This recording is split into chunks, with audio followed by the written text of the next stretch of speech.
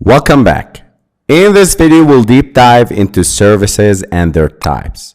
A service is a type of Android component that runs in the background, independently of the user interface. It's designed for tasks that don't require direct user interaction but need to perform some operation for an extended period. Services are commonly used to handle tasks like background music playback, network operations, data processing, and more. There are three types of services in Android: the foreground, background, and bound services. The foreground services are noticeable to the user and are used for tasks that require ongoing user interaction or notification. They display a persistent notification in the notification bar to inform the user that the service is running. For example, a music player app uses a foreground service to play music even when the app is not in the foreground. The notification could show the current song, provide playback controls, and allow the user to interact with the music. The background services perform tasks that are not directly visible to the user and don't require ongoing notification. They are more suitable for tasks that can run silently without requiring constant user attention. For example, an app that periodically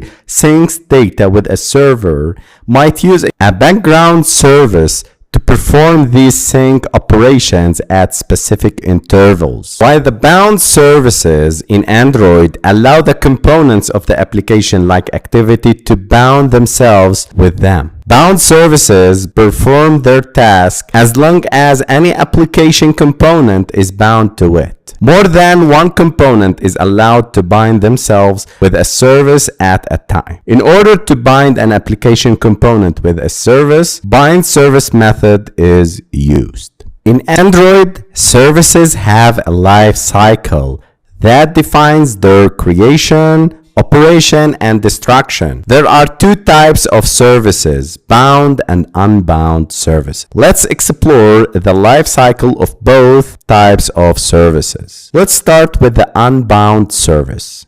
Unbound services are started using the start service method and operate independently of components that started them. They can continue running even if the component that started them, for example an activity, is destroyed. Then the onCreate method is called. This method is called when the service is initially created. It's used for one-time initialization tasks. The onStart command method. This method is called when the service is starting using the start service method. It provides the intent path to the start service method and other parameters.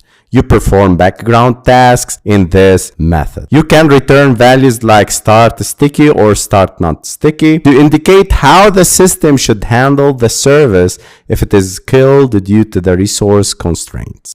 Then the service is stopped by itself or a client, and the service is stopped, so no callback. The onDestroy method. This method is called when the service is about to be destroyed. You should release any resources you've acquired and perform cleanup tasks. The second type of services is the bound services. The bound services are usually used to establish a connection between components, activities, and the service. They are started using the bind service method and are closely tied to the components that bound to them. When all components unbind from the service is automatically destroyed.